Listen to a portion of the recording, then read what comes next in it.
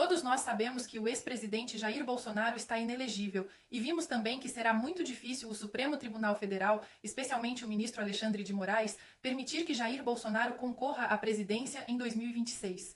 Com isso, a direita já começa a se movimentar para encontrar novos nomes para a eleição de 2026. Um dos nomes que está ganhando destaque é o do filho de Jair Bolsonaro, o deputado federal Eduardo Bolsonaro. Agora vamos assistir ao vídeo de Eduardo Bolsonaro, onde ele faz uma grave denúncia sobre a perseguição que está enfrentando. Bastou Jair Bolsonaro ontem dizer que eu e a Michelle seremos bons presidenciáveis. Quem seria o nome caso a sua inelegibilidade não seja revertida até 2026? O senhor citou alguns nomes, citou o nome dos seus filhos, Flávio Eduardo Bolsonaro, também da sua mulher Michelle Bolsonaro. E hoje amanhecemos com mais um vazamento para a imprensa de um inquérito comandado por Alexandre de Moraes, nos relacionando com esse fantasioso golpe de 8 de janeiro de 2023. Essa investigação sobre suposto golpe não ocorre no juizado de primeira instância, mas sim na Suprema Corte, sob o comando do ministro Alexandre de Moraes. E não precisa ser um gênio para saber que eu não vou ter direito à ampla defesa, e isso também não caminha sobre um devido processo legal.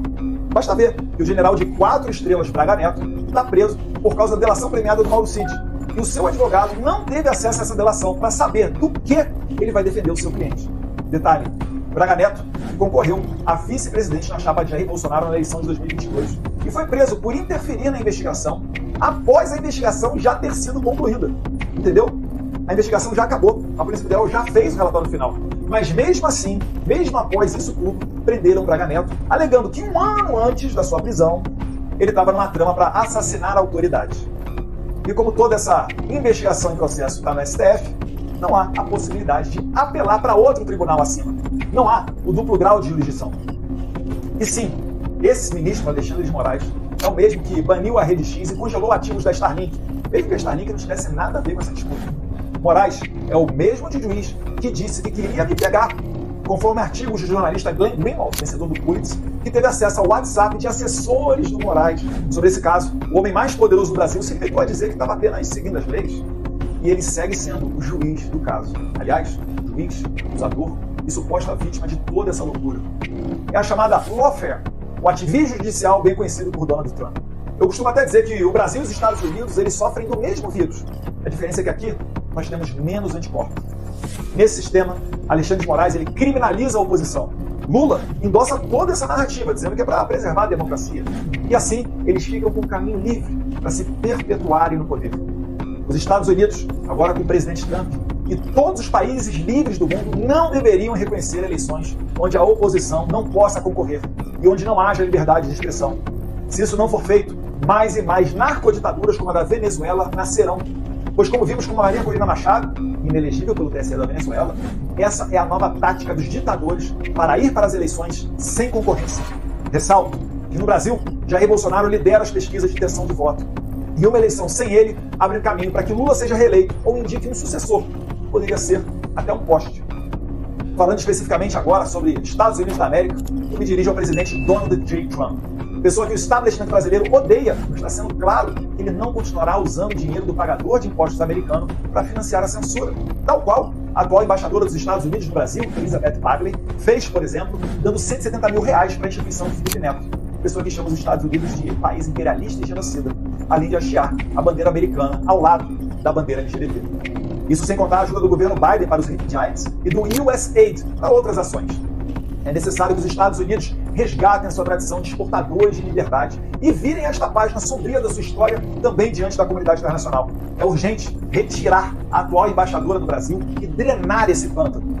Estamos falando aqui do país que é a metade da América do Sul em termos de população, território e PIB. Se o Brasil virar uma Venezuela e 25% da população brasileira tiver que sair do Brasil, como aconteceu pela Venezuela, a gente está falando de mais de 50 milhões de pessoas.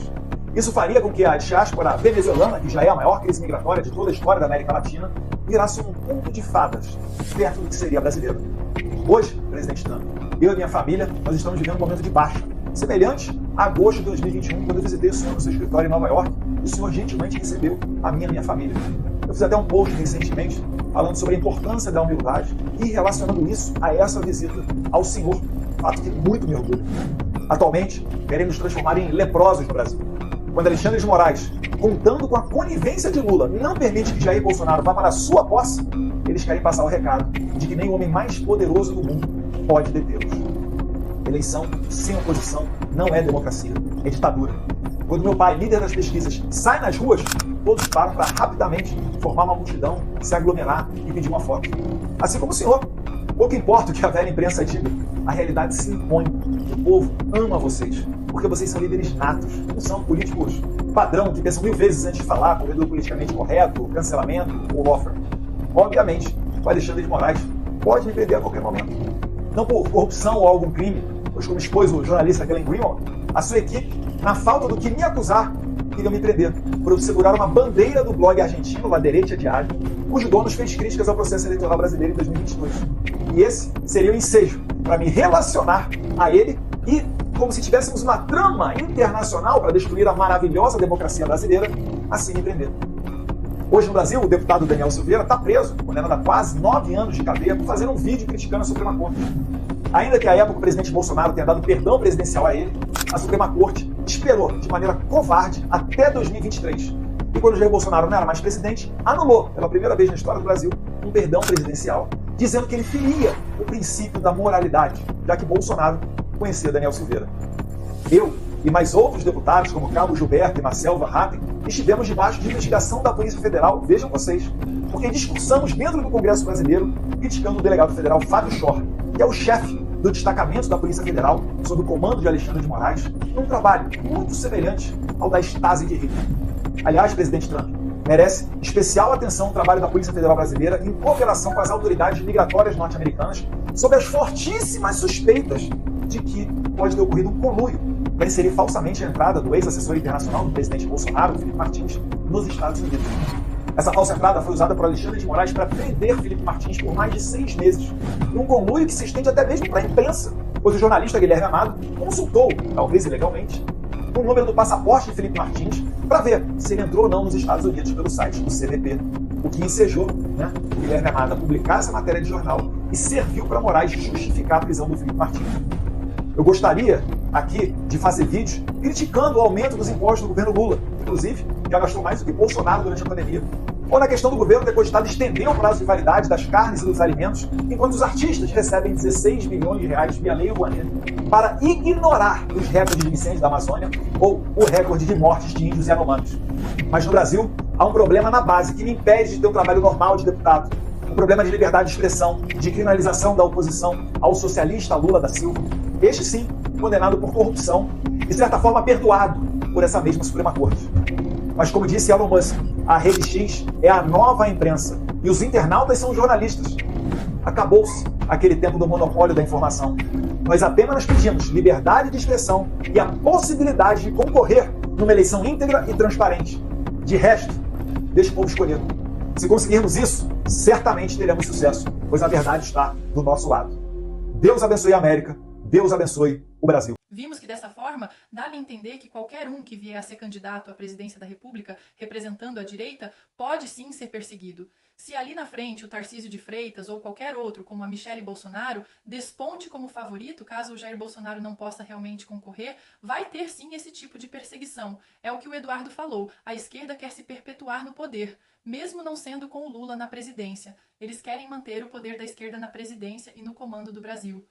Eles têm sim essa ajuda do STF para poder ir tirando os adversários da disputa, ficando assim muito mais fácil se manter no poder. Mas e aí, o que vocês acham disso? Vocês acham isso uma trama fantasiosa ou realmente existe tudo isso que o Eduardo Bolsonaro falou, essa trama toda grande contra a direita? Ponham para mim aqui nos comentários, quero muito saber a opinião de vocês.